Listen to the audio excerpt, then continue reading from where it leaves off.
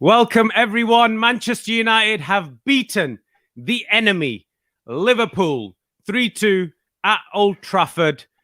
And what a place to make your debut here on the fan cams, Mr. Abdullah. How you doing? Do you know what? I'm glad I've come on this week, because there was a chance of me coming on last week. It was a 0-0, but today it was a good game and we won, so it's perfect time for me to come on. I think they wanted to make sure you had something to talk about today, because you put it out on your socials. Yeah. You're like, I need them to win today because I don't want to cry on camera. But very happy to have you here today. We got Cass here. We're here live on the Redflex. You know what? I had a nice structure today, but because we have absolutely whooped that mid-table pathetic team, I am just on all cylinders. You know, the best right back in the league was on the other team. The best right back in the league. No, thank you. The best goalkeeper in the league. I think De Gea wants to talk to you outside, mate. I think De Gea wants to have a quick word with you, Allison. But anyway, let's get straight into the match. How do we think we started? Abdullah, we'll start with you.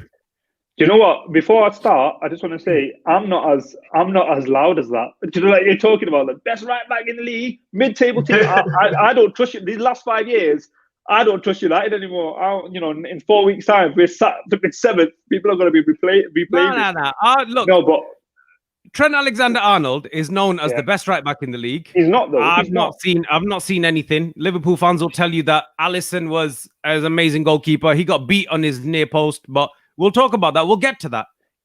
We'll get there. Let's get there. For me, I'm just going to start off for people who don't know. I've always been Ollie in.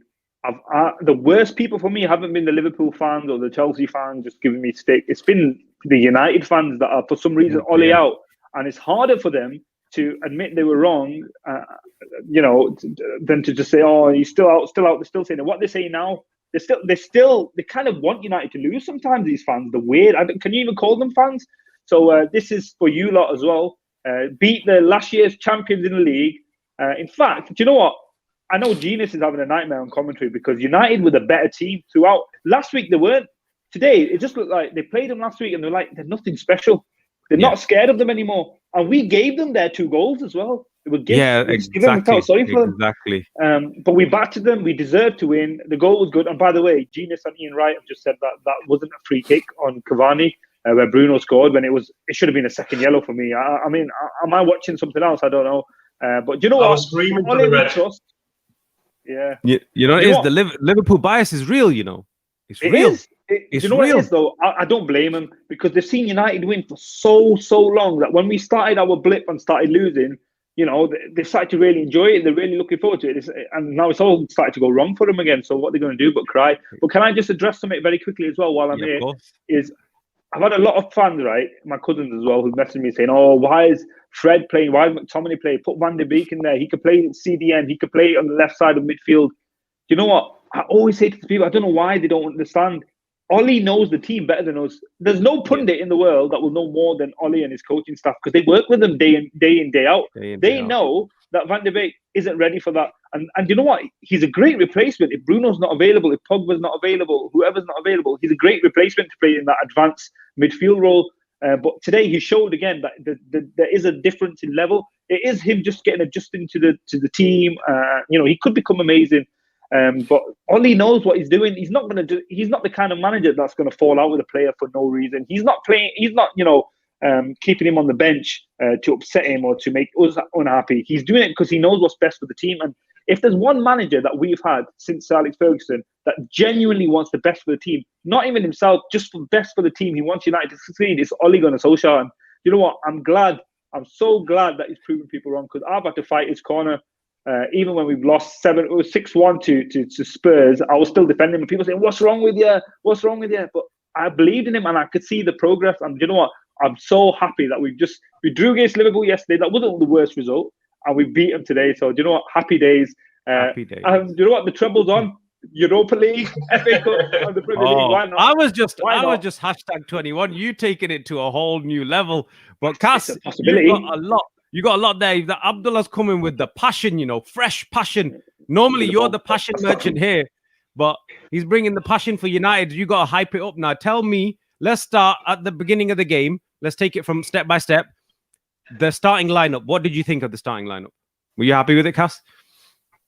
I was slightly surprised at the fact that there wasn't a little bit of McFred in the starting lineup. Straight away, I thought, you know what? Ollie thinks the momentum is with us. Liverpool are in the worst period that they've been under Klopp. And I thought it was a step forward in terms of mentality, in terms of how we wanted to approach the game. But saying that, the first 30 minutes, it was probably the worst 30 minutes I'd seen at Old Trafford from Manchester United. And I know that sounds a little bit negative right now, but so many times we lost the ball. Pogba, McTominay, and I even said it at the beginning or towards the end of last season, this fascination, this idea for us to roll it out from the goalkeeper to Maguire and Lindelof. When you know Liverpool are going to press us, it cost us last season in the games against West Ham, Southampton, and we kept doing it again and again and again. And the 2 goals, we gifted them. We were like, Liverpool, you're out of form. Here's some goals to get back in form. But I said it in previous videos, and I'll say it again. It is an end of one era, and it's a start of another. Manchester United are on the way up. And let me just tell you one thing that's the most difficult moment in my life. The most saddest moment in my life was when Liverpool won the Premier League, because I thought I would never see it in my lifetime. But this makes it up. I know a lot of people are going to say this is just the FA Cup. It doesn't count for anything. But Manchester United have arrived, and the players now believe that we belong at the top. And I am loving every second of this. Long may it continue. Abdullah, when Mo Salah scored, were you under any pressure at all? Did you feel as though we were always going to come back in the game, or did you think, oh no, here we go again? Well, to be honest, I thought we were doing all right. I thought, of course, some of the passing was absolutely ridiculous, but the mentality was clear that there's some players that aren't scared. Greenwood wasn't scared. He was taking shots when he should have passed it, but that's not because he's just so confident, man. If I could shoot like him, I'd be doing the same. People like that, Rashford, even Pogba, players like that, they just felt like, you know what, we're just going to take it to him. But players like Maguire, McTominay, and Wan-Bissaka, they were flapping a bit because they were scared of Liverpool. Yeah. They still had that mentality that they were scared of what was going to happen. And that's why the passing was just weird. It was just randomly passing it into nowhere. And I think that was you could see there's a mentality difference between certain players. And I think the mentality of the players that are going in with this kind of attitude that we're going to win, we're going to beat anyone, is rubbing off on the other players now. I think that's good. But I think when Salah scored, I did think, it's just the FA Cup. You have to think like that, otherwise you get depressed. You're giving up already. Yeah, no, well, you know what? I just thought that it was such a bad goal because Lindelof, it was like he was starting a 100-meter sprint. He just started running away, and everyone else dropped in. It was like half the defense wanted to play for the offside, and the rest of them just were scared. Lindelof, again, mentality was scared. He was scared of what was going to happen. Shaw wasn't. Shaw was just pushing him out of the way. And by the way, Shaw's been fantastic the last few weeks. Yeah, but I thought he was suspect for the goals today. I thought he was almost a bit overconfident. And he just let Salah go a few times. But look, with the team selection, Kasim said before I was surprised that Ollie had gone for it. But that's because it's not the league. I think Ollie just thought, do you know what? Let's just go for it. It's one game. It's not like it's the marathon. It is a sprint in terms of getting to the next round. They just have to beat the team ahead of them. Whereas in the league, it's always thinking, if we can get a draw, that's still a draw against the champions of last year. Whereas now we had to win. It was going to go to extra, and someone had to lose. There was no draw option. So I think he just said, "Let's go for it." We believe that we've got the better players. I do. Do you know when Salah and Firmino and Mane first got into that Liverpool team? I thought this isn't a championship winning team. This isn't a good team. When have they ever done it before? But Mane has proven to be amazing. Salah again scored. I'm not convinced by Firmino as well. So when Mane was missing from their lineup, I thought, we're a better team on the pitch. He's a fraud, man. He's a full fraud. I think we're getting blinded by his teeth. He is a full fraud. He is not. Like when he doesn't score, no one says anything. And then Martial don't score for 1-2 games, and it's like a big thing. But no, I'm not convinced of Firmino. I've seen more videos of him kissing women that pop up on my Twitter feed than I have him scoring goals. Do you know what I mean? He's scoring off the pitch. If he were to get someone like Haaland, then you take him a bit more, you'd be a bit more afraid of him. But at the moment, they're going down the dip, and I don't think they've got that player at the moment that can really lift them. Like we've got Bruno. When Bruno comes on, we think right, he's going to give the ball away 23 times, but it's 24 times he's going to make a goal. Yeah. I don't think they've got that play because Salah's lacking confidence. Mane is. I've always loved Mane. I love him as a person. I love him as a player, but I hate him because he's a Liverpool player. But he's someone that can perhaps do something. But because even his confidence low, there's no one to pick him up. There's nothing happening in that team. I mean, they've got Milner playing there who. He's done some good stuff in his career, but he's not going to, take the team by the scruff of the neck and get them into winning positions. He's not going to do that. So I'm looking forward to Liverpool West Ham now because I'll be watching that.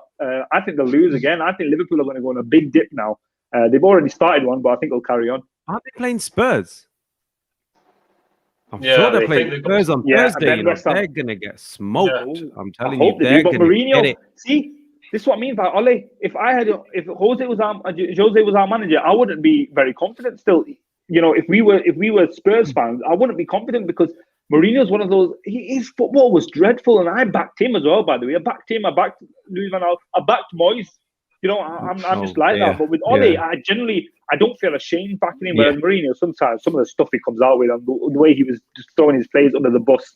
And then parking the bus against all these teams. I'm so glad that people say Ole's parking the bus. He's not. He's literally knows after the Spurs game. He knows that against certain types of teams, he needs to put that energy and that bit of protection behind these, attacking players.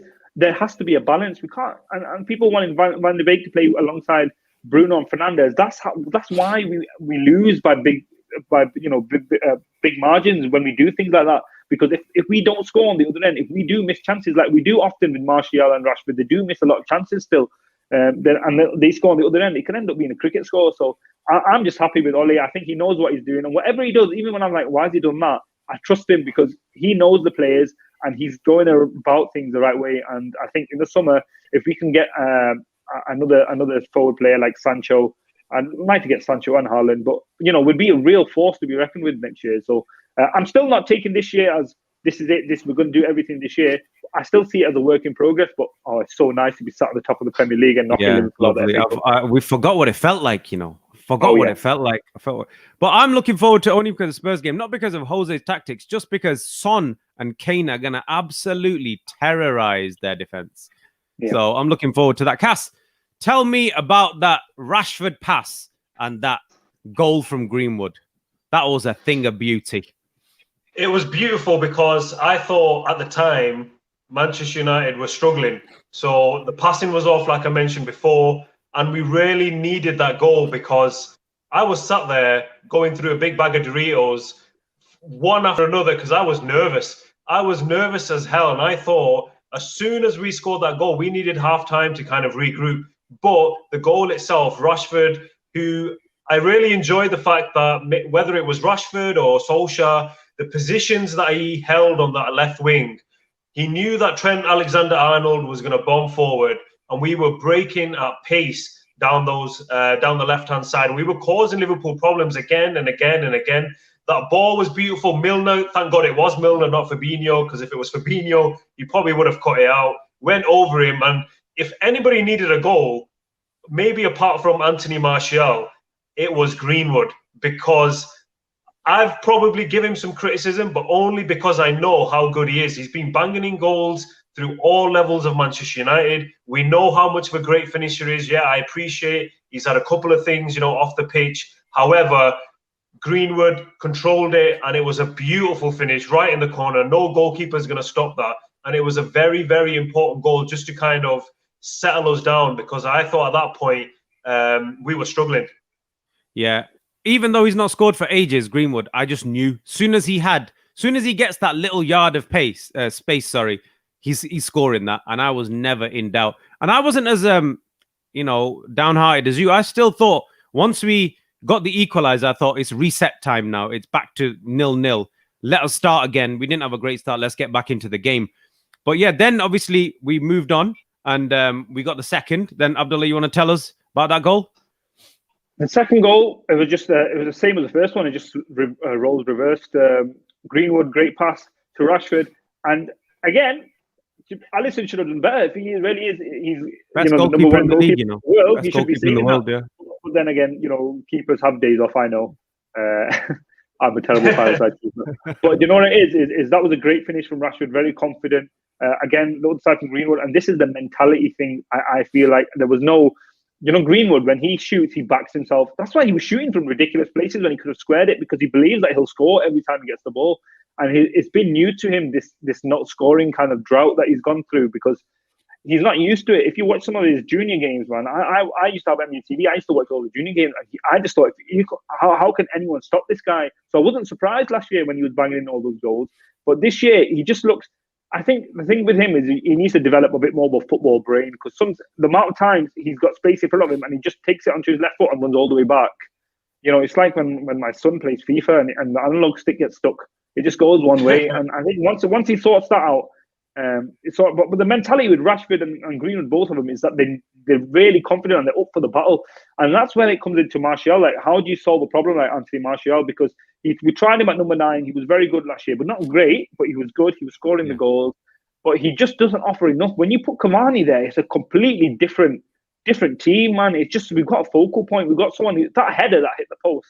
That was beautiful. If that went in, and that's the problem with Martial, because he doesn't want to play on the right, and he's not great on the right. He can still do a job on the right, but we're always sacrificing Rashford and putting him on the right when Rashford is a lot better on the left, I think. I think there's a lot better understanding between Rashford and Shaw as well. They seem to play a lot better together. When it's Shaw and Martial, like the last game, even against Fulham, it was odd, because Martial would run a different way and Shaw would go another way, and they'd pass in between them and it would go out of play. So I think we've got an issue with Anthony Martial. It might go back to the way it was 2 years ago, where it's Rashford and Martial competing for the same side. Because if Sancho does come in, I think it'll be Sancho and Greenwood fighting for the right-hand side. And we've got Amad Diallo come in as well. If people start slacking, if Martial starts slacking and stops scoring goals like he is at the moment, he's not scoring at the moment, and he starts to look less influential in games, because he's still contributing here and there. But if that carries on, then his position in the team is up for grabs. And that's the great thing. We've not had that for a long time. We've got Ole, who's not scared to drop players. He dropped Pogba, man. We forget. He dropped Pogba, and when he dropped him, he didn't do a Mourinho. He didn't say, I dropped him because he's rubbish. Or I dropped him because he's got a problem. Or he's always on social media. He backed him. He said he's one of the best players in the world. But he's not in good form now, so I'm going to keep him on the bench. And he's kept him happy. They've not fallen out with each other. Van de Beek's hardly played, and even he's not got a bad word to say about Ole. And Ole's coming out, and he's saying, I know he's not happy, but he'll keep working, he'll get an opportunity. His man management skills are the best from any manager we've had since Fergie, and that's showing. That's showing, and I think that's important, because God, our last managers had not. I mean, we had one manager who was throwing everyone on the bus. The manager before that was calling the players by the wrong names. Chris Smalling became Mike Smalling, and then we had David Moyes who was saying, we want to be like Man City. They were all doing the wrong things. We finally got a United man in, and it's showing the positive. And I'm so glad that the board didn't panic and get rid of him when they could have several times. Many times. I hate the hierarchy at United, but you know what? They've done the right thing. They've stuck by him. People say, because he's a Glazer yes man. Well, if he's a Glazer yes man, he's a Glazer yes man, because he's getting results, and I'm happy. That's it, exactly. Cass, before I move on to you for the next question, just go through some of the comments I've come through. Welcome, Abdullah, to Redflex Revolution. Love the talk, straight from the heart. Another one, loving the passion, from Abdullah, the 5th member of the Redflex. Is that me who wrote that? Yeah. No, you're writing yourself. You got another little tab open, praising yourself. Yeah. Glad we didn't take the same approach as last game. Look to take it to them a bit more, hence why they probably scored a couple. Yeah. I think more than the fact that we were attacking them, I think the fact that we were defensively poor, and we'll get onto that with the third goal. MZ is talking about Bruno. I'm going to come back to that comment in a sec, because that's about the third goal. So, Cass, one of the downsides was obviously the second goal that Liverpool scored. I think you touched on it earlier about, the defensive instability. I think Abdullah referred to it as, Harry Maguire didn't have that confidence. Maybe it comes from winning, because even though Luke Shaw may not have won the Premier League, he still won titles and cups with Man United. So there is a different sort of mentality when it comes to seeing a cup competition through. So take us through that second goal. It was so poor. Yeah, I think Maguire again. Henderson rolled the ball to Maguire. Not many options. Because I'm always nervous whenever we're trying to build up from the back, because it just doesn't seem quite right, because there doesn't seem enough players willing to transition in terms of from defence into midfield into attack. That's why we've seen Maguire trying a risky pass to Cavani. Ultimately, Cavani give it away, and it left us open, exposed, and ultimately Liverpool put the ball into the back of the net. And I think if there's one area that we can improve, that is the area, because I think in the beginning of the game, Liverpool actually they actually give us a little bit of respect, because we were the ones with the possession and Liverpool were just hanging back, and you could tell that Liverpool weren't sure of what they wanted to do, but they grew in the game because we kept giving it away. And the second goal was another example of nervousness, you can call it, uncertainty at the back. But I don't know why we keep doing it. I think in the last few games we have stopped doing it. I think De Gea's just thought enough is enough, and we're just going to kick it forward. Because one thing that goes unnoticed as well is Paul Pogba is actually really good at kind of controlling and heading the ball from goal kicks. So that's something that we can kind of improve on. Cavani's there now as the focal point, as Abdullah mentioned. So I was really disappointed that 2 goals that we give away, we just literally handed it on a plate to Liverpool. But fortunately, it did not cost us. Exactly. Yeah, I did think that Liverpool. They played okay. There was nothing really. I wasn't really worried, unless, apart from the defensive mistakes, they had a bit of the ball. I think 1 point in the second half, they had like 90%, something ridiculous possession. But to be fair, I was never really uncomfortable with it as a whole. Yeah, I thought, they might do something here and there, but ultimately I knew it was going to be one of our defensive errors that, gave them hope. And that's exactly what it was. It was only our faults that kept them in the game and kept them, giving them hope, and maybe they could nick it. But then a certain substitution was made around about the 65th minute, which broke Scouse hearts ultimately. And that was a certain Mr. Bruno Fernandes. And I'm going to go back to this comment from MZ. He says, Bruno is supposed to go missing in the big games. Oh, wait, he only scores penalties. Well, Mr. Bruno Fernandes came on and did something a little bit special, Abdullah, don't you think? Yeah, now the other fans are going to say, he only scores from dead ball situations. But listen, quick, before I get onto Bruno's goal, Kasim, like you were saying about, we've got players that can take the long ball from the goalkeeper. I think the issue we had against Liverpool and why we wanted to play from the back is because when we played it up top, we were giving away possession when we tried to do that, and we couldn't keep hold of the ball. And there was a phase in the game where we had like 20% possession, and they were just attacking us. And I think then we went back to playing out from the back, but we were already so nervous because of what had been happening in the last 5 minutes that they just couldn't pass it out from the back at all. We haven't got the players to do that. You're right. Against the better teams, against the lower half of the table, we're good at playing from the back. We look really good. And I think we missed Bailly's pace as well today. But, again, Ollie knows what he's doing, and he trusts Lindelof at the moment, and he doesn't see the reason to swap them with Bailly. But when Bailly plays, for my own health, I feel a lot more comfortable, more comfortable. Yeah, look, Bruno came on, and it's fans are so fickle, and football fans in general, in a whole, are so brutal and unforgiving that Bruno has literally got the best stats over the year. He's made the biggest impact at United since Cantona, more than Rooney did, more than Ronaldo did. Yeah. And he's transformed the whole team. He had probably 1 or 2 bad games, and even then he was providing and making goal-scoring opportunities. And everyone even United fans, there we go. There's the real Bruno. He's just been lucky. He's just been lucky for a whole year. He's terrible now. What is it with football fans? It's ridiculous. It's mad, isn't it? That's ridiculous, these guys you're talking to. Mad. And he came on, and you know what? The first 10 minutes, I thought he was terrible, but better than Van de Beek. But when he's terrible, when he gives the ball away, when he messes up, I never even think about criticizing him, because I know in 2 minutes' time he's going to set up a goal, he's going to score a goal, he's going to do something ridiculous. He could have had an assist today if Cavani's went in. He was fantastic, and he changed the team again when he came on. But the good thing is we played all right without him, which gives me a little bit of hope. Because if anything does happen, astaghfirullah, if anything does happen to Bruno and he misses a few games, we could have been in trouble. But I feel confident that Van de Beek can come in and do something, hopefully, or Pogba can play there, etc. But yeah, and you know what else it is as well? What United fans and fans in general forget is that we are literally playing, with one leg at the moment, because our left-hand side is everything. Our right-hand side isn't. Yeah. Greenwood's coming in. When Greenwood comes in from the right-hand side, then he's an issue. But he's a problem for the opposition team. But he can't do it on his own. And Wan-Bissaka, honestly, some of the things he does, He's the best tackler. I've never seen a tackler like him. He's fantastic. But he's a bit stupid sometimes. Honestly, it's like a 3-year-old controlling control pad like Gary Neville said. It's ridiculous. He just runs into weird positions. He plays people on side and going forward. He does all right sometimes, but it's the least we expect of him. Like, sometimes I don't know what he's playing at, is some of the stuff that he does. So we are disabled going forward on the right-hand side. I think Wan-Bissaka is very important defensively. I think he makes our defense a lot stronger. And that's probably why Dallow's gone to AC Milan as well, because I think he wasn't worth keeping, because although he's quite good attacking, he's not amazing at going forward, and defensively he was a bit suspect. But I think we've got to do the same thing we did for Shaw, bringing Tellez in. I think we've got to do on our right side as well. And when Sancho comes in, I think he'll definitely come in, by the way. When Sancho comes in, I think we need to bring someone in to really kick Wan-Bissaka up the backside, because it's even when he messes up, he has this face.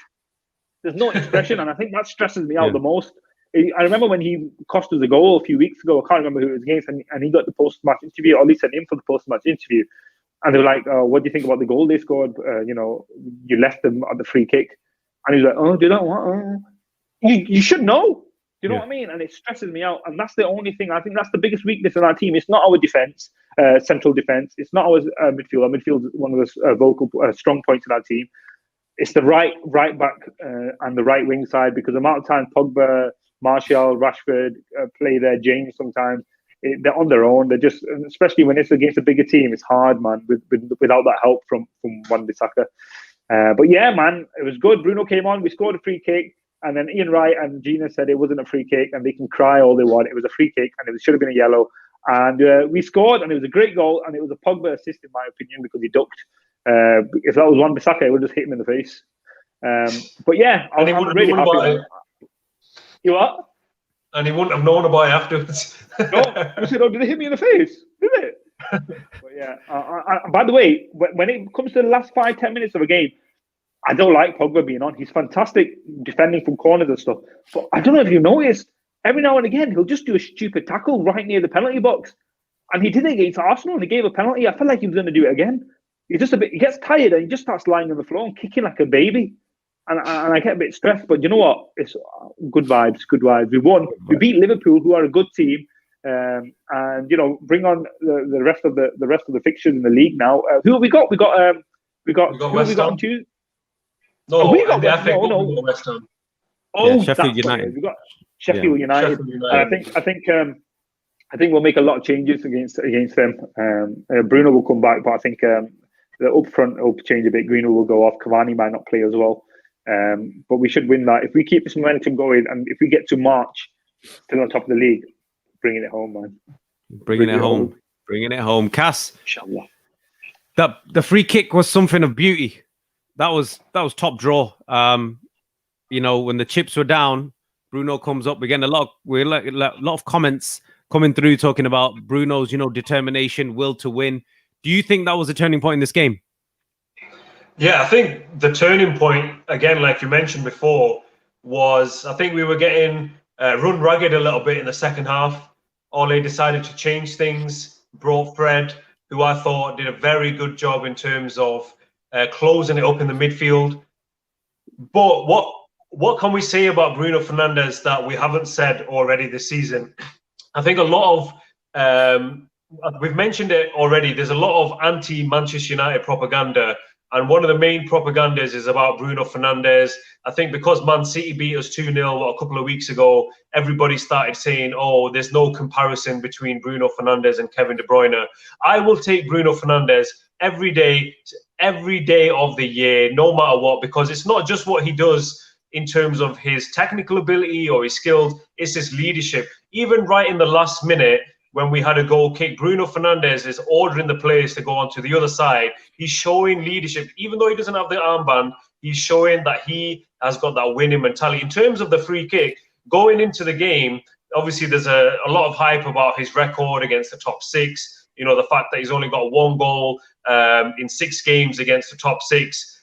I would love to hear what everybody's got to say now, especially, you've got channel like ESPN FC, who always love, especially Craig Burley, he always loves to make some, comments about Man United. But Bruno Fernandes stepped up, and he's proved once again why not only is he Manchester United's best player, not only is he the best player in the Premier League. He is on course for the Ballon d'Or, in my opinion. I've said it first. Bruno Fernandes does things that nobody else can. There's only one Bruno Fernandes, and we are lucky. We can thank our lucky stars that Bruno Fernandes is at Man United. Even though Ed Woodward messed up, should have bought him in the summer. He could have gone to Tottenham, but thank God he's got the Man United jersey, because without him, we would be nowhere near where we are right now. And you know what, Cass, while you're on that, the thing is, we've had lots of good players before. We've had lots of good captains before. We've had lots of natural leaders, but they couldn't lead by example because they weren't the best players. The last time we had a captain that was by far our best player was Eric Cantona, and we've got that again with Bruno. He's our best player, and he's a natural leader. And, he's one of those players that unless he wants to leave in 5-6 years' time, he will be at United until he retires. And even when he loses his pace, this is the great thing. He's not a Rashford. He's not a Martial. His game isn't going to be changed by a yard of pace being lost, because it's what he does with the ball. And you know what? His aggressiveness, chasing up, he leads by example. When he loses the ball, he sprints back. He's kicking people. Even today, he was chasing everyone. He had that extra energy because he came on 3 quarters into the game. And like Ollie says, he doesn't want to miss any games. He recovers quickly. And you know what? If we can keep him fit, he's going to be the main player, main contribution to the club as a whole of us going again on this, like you mentioned before, on this new era, on this run where we can once again dominate football. I know people can copy this, take this clip and put it on. Oh, I think United are going to dominate.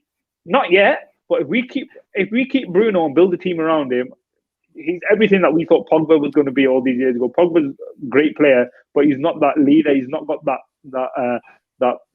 almost that kind of feeling all round to his teammates where that we are better than the opposition team. And it doesn't matter if we're losing 2-0, it doesn't matter if we're losing 1-0, 3-0, whatever, we're still going to give it everything to get back into the game. And I think Bruno has brought so much belief to the team along with Ole, and they go together like bread and butter as well, by the way.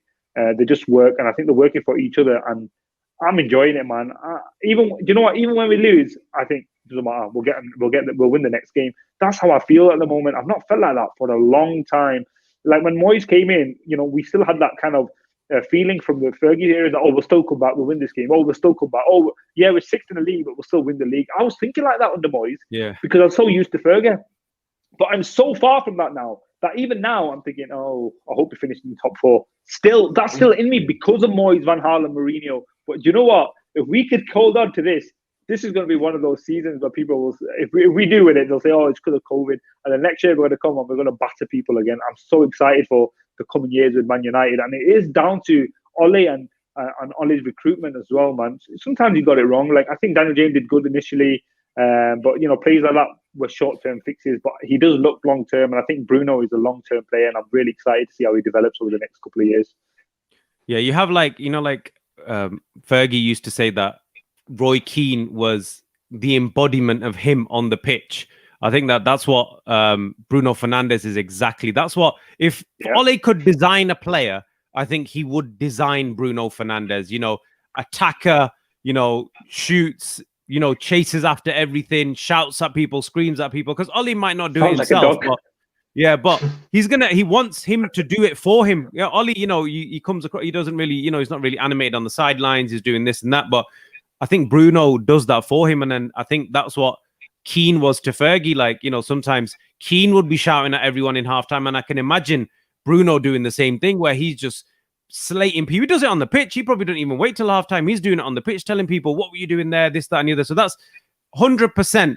He is the thing, the difference maker. No matter what anyone says, his goal contribution is 1 a game. He'll either assist or score 1 a game. These are stats which you don't see unless it's Ronaldo or Messi playing in Spain. You do not get these stats. There is nobody out there. No Kevin De Bruyne, no Liverpool player, Mane, even Salah at their peak could not provide stats like that. And we've got the guy that's doing it. And now we're putting Liverpool to the sword. And like I said, I think last week was I think we were genuinely upset at the fact that we didn't go for the kill and we didn't get the victory. And now we've made sure this time. But I'd just like to spend a minute before we go to the, man of the match. Just want to diss Liverpool a bit. I don't know why. I just feel like doing it. because it's been a while, you know. It's been a while, and I thought, you know what? I saw the Egyptian Jermaine Pennant just chilling on the right wing. You know, Luke Shaw let him out of his pocket for a week. You know, I said, Chal Potter, you know, you play for a little bit. Let him play. So that was all right. Mane didn't even want a piece of Aaron Wan-Bissaka today, so he just sat on the bench. But best goalkeeper in the world, like you said, Abdullah, I think he was at fault. He should have done better for more than one of the goals. So I mean, you know what I mean? A lot of this team now, for me, Liverpool team's crumbling apart. I think they had their peak. You know, Klopp's known for this high intensity. You know, his players are reaching the wrong side of 29 now, and I don't think the intense game that they're trying to bring now is going to happen. So we've got a young team. We've still got time to develop our, you know, style of play. People may say, oh, United haven't got a style of play, but we've got players that are young enough to do it. So Liverpool need to watch out. And to be fair, this season, I think we have literally, it's like dagger to the chest. It's like, one thing I want to add, one thing, just in the theme of throwing salt to Liverpool's wounds. In previous videos, I said that today that we were going to put the final nail in Jurgen Klopp and Liverpool season, which we have. But there's a couple of things that I just want to address that I think is going to put a smile on Man United fans all over the world, hopefully. That a couple of years ago, even up till the beginning of this season, there's been plenty of videos, plenty of pundits who've come out, and when they talk about their combined 11 or they look at Man United's team and Liverpool's team, not many would pick Man United's players, but I am confident to say at this point that I would pick Man United. There'll be more Man United players now 100%, rather than 100%. picking Liverpool's players. And secondly, if I was a Liverpool fan right now, this isn't an anti-Liverpool fan or nothing like this. Obviously, at the end of the day, we're a global community talking about football, you know, the love of football. But if I was a Liverpool fan right now, I would be worried because Jurgen Klopp has a track record of reaching the top of the mountain, just like he did with Dortmund, but he can't rebuild teams. He doesn't know what to do once he reaches the top. And ultimately, he left Dortmund because he couldn't get the job done after they beat Bayern Munich. And don't get me wrong, I respect Jurgen Klopp. He's a great manager. The way his teams play are brilliant. But I firmly believe that Liverpool are at the end of their cycle. Salah, Mane, Firmino, Arnold, Robertson, he just can't get that motivation. He can't get those results from him. And if I was Liverpool, forget about the title, forget about the Champions League. You are in for a long, long season, and you won't even be getting top four because the cycle is coming to an end. And I'll say it again, your era is coming to an end. It's now our time, and let's enjoy it because we've suffered and we've earned it. We earned this. Don't forget the 7 years of pain. That's why I'm telling everyone, enjoy this. Soak it in. Yeah, I heard Steven Gerrard is a favourite to take over at Liverpool today. So, I love that. That made me laugh. I love it. I love it if he slips in his press conference. But you know what? One thing I will say is there's a big difference between Klopp and Ole, right? Is that Ole doesn't bite. When people throw that fishing rod at him, he doesn't bite. He's so calm. He is the babyface assassin, but he's like the silent assassin now. He doesn't respond to anything, and he just smiles and he just says little factual comments that really wind things up. We've seen when Klopp has gone up against Chelsea, he said certain things to get a reaction out of Lampard, and Lampard's lost his head, and now look what's happened to Lampard, the greatest manager ever, apparently, as well, by the way. The way the pundit Simon Jordan on TalkSport, oh my God, Lampard's an elite manager as he calls it. Elite manager, done nothing. Ridiculous. Obviously, he's English. But listen, Ole's good, man. Man management, and he's good at managing other managers as well. Klopp, when he starts losing, Klopp becomes a disgustingly behaved, brat. He just comes out with nonsense. He blames everything but himself. He cries. He's loud. Does all that like he's having a fit for some reason. Something's wrong with him, man, and I'm loving it. That's it. That's what we need to do. So, to be fair, now I want to overlook the Sheffield United game. The next one I'm looking forward to is now that we can toast Liverpool fans. I know that Abdullah, you've got a few. I've seen a few of your social media posts, and I know that you've even been to Old Trafford with some of your friends who support Liverpool as well. So I'm sure you'll be sending a few messages to them today. I don't need to. That's the beauty of it. I can just stay quiet. I know they're already in their little corner depressed. You know what? It's lockdown. People are already having depression and issues like that. So I don't want to add on to it. I might add on to it for a few people, but not everyone. Yeah. And the next fan base I'm looking forward to toasting is Arsenal, because we've got Arsenal coming up as well. I need revenge there as well. But trying to keep it back, roll it back to this game. Man of the match, Abdullah? I think for me, man of the match is going to have to be Marcus Rashford. For me, it was between him and Shaw. Greenwood played well as well. But Rashford, when he plays on the left-hand side and he runs at people, he scares them. And I think he scared them enough today for them to back off a little bit from him and gave more space to Shaw on the left. And I think most of our attack came from that left-hand side. And, of course, Rashford scored and assisted one as well, as did Greenwood. But I think most of the attack came from his side. So he had a very good game. He got tired towards the end. I'm telling him to break his leg so he can go off. But he was fantastic. I mean, we've not had a performance like that from him since we played Leipzig, I think, when he came on off the bench. So, for me, it was Rashford. Cass? Just before going to my man of the match, it's just dawned on me that it's been 15 years in the making since the last time me and Abdullah have actually shared the screen. So I thought it was a funny story. So I'll take you back to, I think it was roughly around 2006, 2007. And I think Abdullah might have forgotten this. And he looks very worried, but he shouldn't be. Xaverian College. I was partaking in a media studies A-level course. And as part of the media studies course, I was assigned to do a trailer. And the main star on that trailer was Abdullah, aka Jackson, if you remember that. I don't remember that at all. We're gonna play that for you right now. No, I'm joking. I'm only joking. I'm only joking. Obviously, Abdullah has gone on to better things than sharing the screen than me, so that's he's fortunate to do that. That's where he got the confidence to go forward. It was all because of you, Cass. It was such a great time. It was such a good time that I don't even remember it.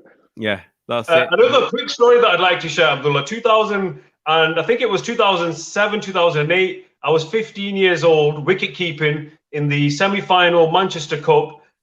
Abdullah comes across and he says, "Oh, Cass, can you let me wicket keep for the last over? We've got this game in the bag."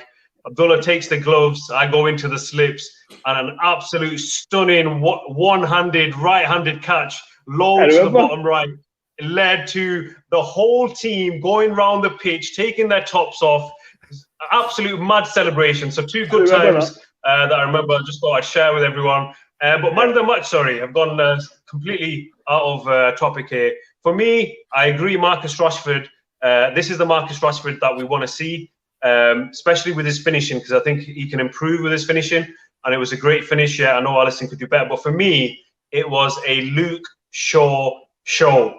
Bit of a tongue twister there, but he was brilliant.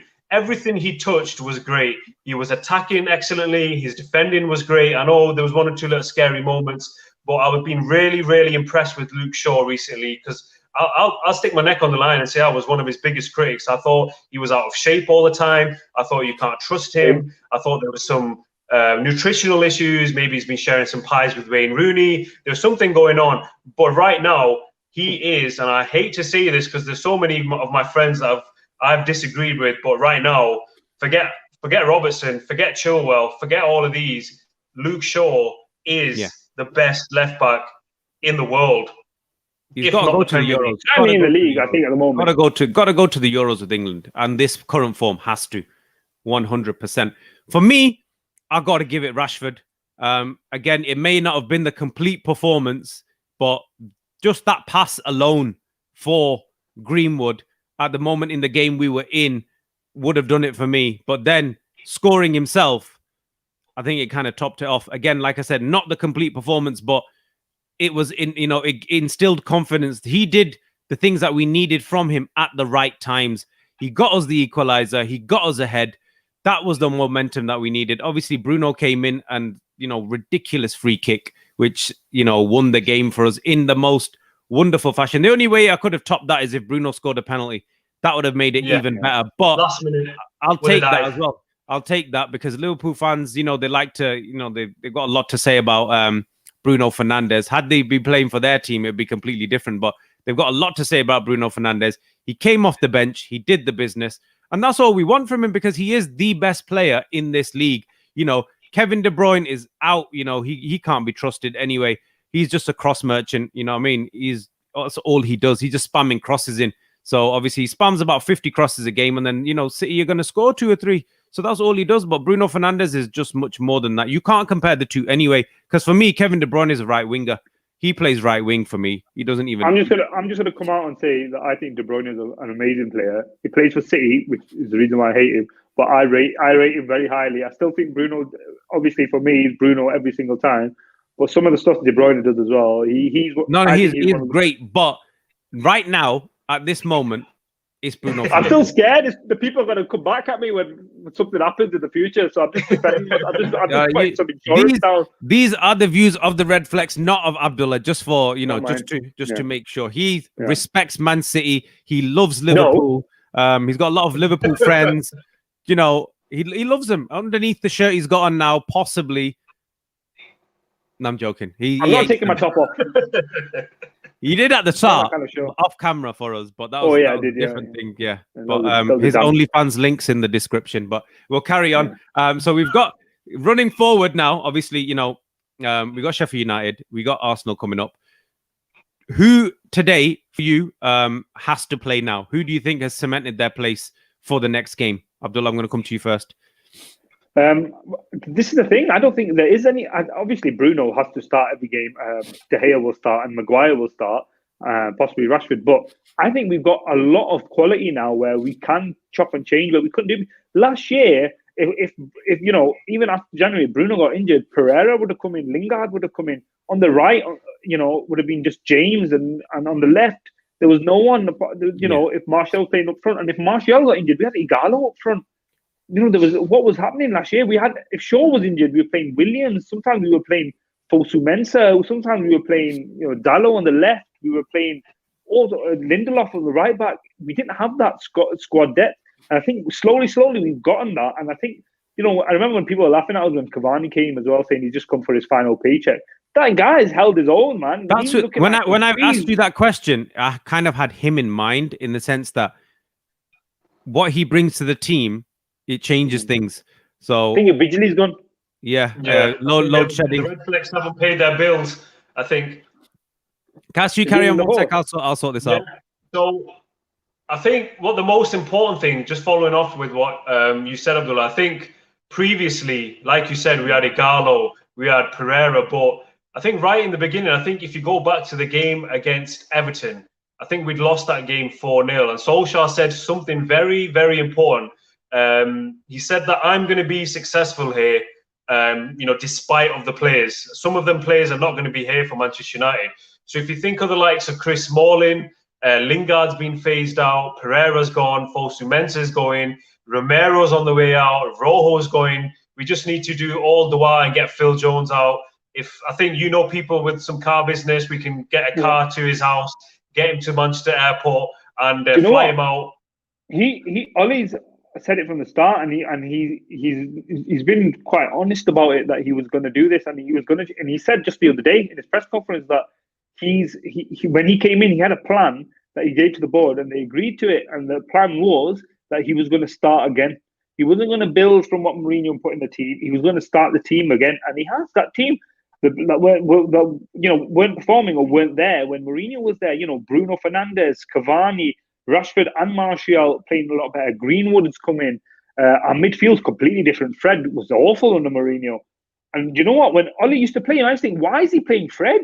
I used to say, I trust Ollie, but why is he playing Fred? And now I think we're a weaker team when Fred's not behind that attacking four players. I think we're a lot weaker team. McTominay's coming. I remember when he won Player of the Year under Jose Mourinho. It was almost like a tongue-in-cheek kind of award that he didn't like the rest of his players. It was backhanded. It was the wrong thing to do. But he's come in, even though he didn't have a great game today. Scott's an important part. He's a bit like Fletcher was for him, not just because they're Scottish, but because he adds something for the team. And I think everyone in our bench can really make a difference. They've all contributed in some way, and that's the exciting thing about United at the moment. That's the exciting thing about Ole. And I guarantee you, there'll be some players that are playing now that won't be here next season as well, or won't get the thing because Ole's had enough of them. Even though they're performing at the moment, he thinks they can do better, and that's why some players have to be very careful. Sure, when Tellers came in, Shaw panicked, and he's improved his health. I think we need the same for Wan-Bissaka. I think we need the same for Rashford, because Rashford's been awful some games, and he's done some stupid things. The last game when he could have played Cavani in, and he just carried running into the corner. Stupidity. Now, if we had Amad Diallo and we had Sancho there and Greenwood and Martial, listen, Rashford has a bad game. There's so many options that we could fill in there. I think that's what Ollie's doing. Ollie's really turning into an exciting squad with the right mentality. And people laughed at him when he said it was about building character, getting the right characters and mentality. He's not just going to go for these overpriced stars. He doesn't do that. Bruno, although he was a bit of a star, a lot of people thought, I don't know if you've seen it, there's a Chelsea fan on Twitter who said, quote, save this tweet, bookmark this tweet. Bruno Fernandes is going to be awful. And Kai Havertz is going to be the best player in the Premier League. That's what I think another thing that might be bookmarked was Simon Jordan saying Man United are going to win nothing that season. Yeah, that was recent. I think it's important what you're saying, because if you think of the likes of Mata, you think the likes of Lingard, you think obviously we've still got Igalo, Matic might need replacing. So there's going to be an evolution of the squad, and we can still get better. And I think one interesting thing that I just want to bring up, we've got Ossie back, but I think if you look back in history, obviously there was a lot of tendency to play 4-4-2. Then Jose Mourinho came in and it switched to a 4-3-3, and he was known as an innovator. He changed Premier League football forever.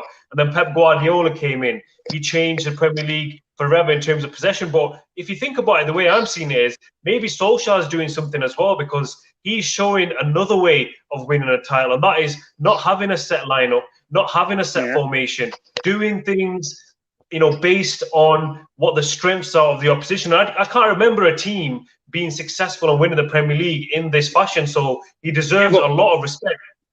I agree, but Carson, they're not going to give it. A lot of these pundits have gone on record and said Ollie is not an elite coach, he can't manage, United will never win anything. And it's too hard for them to say Ollie's doing a great job, because then it means that they have to contradict what they said earlier, and they won't do it. And that's been the issue in the media with Ollie, with Simon Jordan as well. When we came in top of the league, he said, "You're putting words in my mouth. I didn't say that. I said that." You know what I mean? Just waffling, because no one wants to belittle themselves by admitting that they were wrong. No one wants to do that, and I think that's the issue. But we don't care. We'll just win. We'll just keep winning. And when we win the league, I'm going to go to Simon Jordan's house and I'm going to give him the Premier League trophy. I'm going to say, use it as a lota, mate. Yeah. Because the way the season is, and because we've got so many games back to back, I think the only way to win it this year is by exactly what you said, Abdullah, not having a fixed lineup, the ability to keep rotating players over and over. The opposition doesn't know what you're doing. Some people say that Ollie doesn't know what he's doing, but that, I think it is a unique situation and we need to take advantage of it. And I think that the way our squad is, the fact that we do have a lot of quality, we need to take advantage of it. Do you think that we need to make a signing, to show intent to see this through? A lot of people are saying, all over social media, like, United need to make a statement now. Let's bring in a big player who is going to push us, over the line, because now we've got ourselves in a position that none of us thought we'd be in at the start of the season. Let's be honest. None of us thought we'd be sitting pretty top of the league, having ruined Liverpool's season. At this point of the season, halfway through, top of the league, couple of points clear. Do we need to make that big signing? Do we need to make that big statement? Or have we got enough in the tank already? Well, I don't know if we need to, but we won't. I'm certain of it. We're not going to bring anyone. We've had Amad Diallo in, and that's it. We're not going to get, during COVID especially, we're not going to get anyone in January. Whether it's, like I say, this is my honest opinion. I really think we can win the league. But I don't think it's a sure thing. I don't think it's a sure thing at all. But I think we're making a good case for ourselves at the moment. But I still think we're developing. We're developing, and this is us almost at that point. We're a bit like Liverpool were in the 18-19 season. Like, we're getting there slowly. But I think in the summer we're going to have to make some marquee signings. I think Sancho will come. I would like, I think it's Milkonovic Savic, I think his name is, from Napoli. We've been after him for a long time. Yeah, especially if Pogba goes, because I still think Pogba's going to go. I think it's important that we bring him in. And again, it's people with character that have got that ability, the winning mentality, because you forget they only signed a lot of captains as well. These players, Bruno was captain at Sport and Lisbon, Tellez was captain, Maguire has been captain for England as well before. He's been captain at, he was captain at Hull, I think he was. So we're bringing captains in, leaders in, and I think that's what we're addressing through. Grealish is captain, isn't he? I'd love Grealish. But he doesn't play on the right, and that's not going to be solving a problem. That's just going to be overcompensating on one side. Where I think if we bring Sancho in, he's a naturally right-sided player, and he can play in number 10 should we ever need him, especially in the counter-attacking games. I think Sancho is the right signing.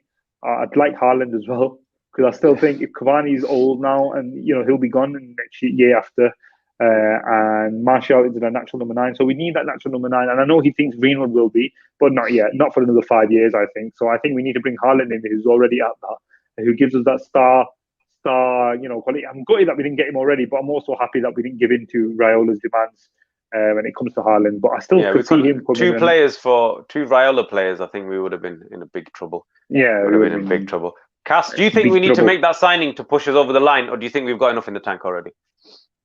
I think if it was a FIFA career mode or PES career mode, then yeah, we'd get a couple of players in. But I think can you see one player, or do you think we need one player? If we're serious, let's just say, we are winning this title, or we're going to be in the mix later on down the line. Do you think it's going to come down to our ability to sign? Like we had Fernandes came in, impact. Do you think we can do that? Another one? I think we can do it without making a signing, because I think we've got enough players that are being rotated. They're fresh. If we were still in the Champions League, then it would be a different story. But hopefully we get knocked out of the Europa League by Real Sociedad, and then we can focus on the league. And I think we've got plenty in the tank. Abdullah's having the treble. What are you breaking his heart for? We're on the treble hunt here. What are you talking about? I think Ollie's going to go for it. I think we're the favourites in the Europa League anyway. We're favourites in the Europa League. City are still in the FA Cup, so that's a little bit more difficult.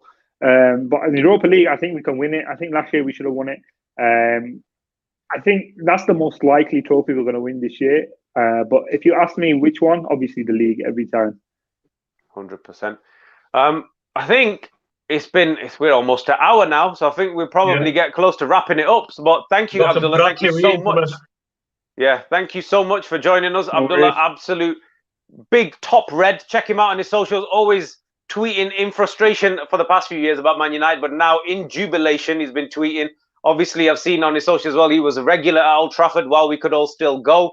So, and he's from Manchester, so he ticks all the boxes. So we not just got him on for no reason. He's a real, 100%. 100%. Make sure you check out his socials, 100%. If you are ever in need of a laugh, oh my God, that keeps me entertained. So I'll actually look forward to it. When I see that new post from Abdullah, I know I'm going to be creasing. But thank you so much. Hopefully, like a lot of people have said that, they really like your passion on the channel. If you do ever have time again, please, we'd love to have you back on, because you're a true passionate Man United fan. It comes across. Everyone that's watching can just tell straight away. Good, perfect. Well, I'll catch you guys at the next game then. Yeah. Oh, yeah, perfect. Yeah. Thank you. Thanks, guys. Thanks for watching, and we'll see you next time. Goodbye. Come on.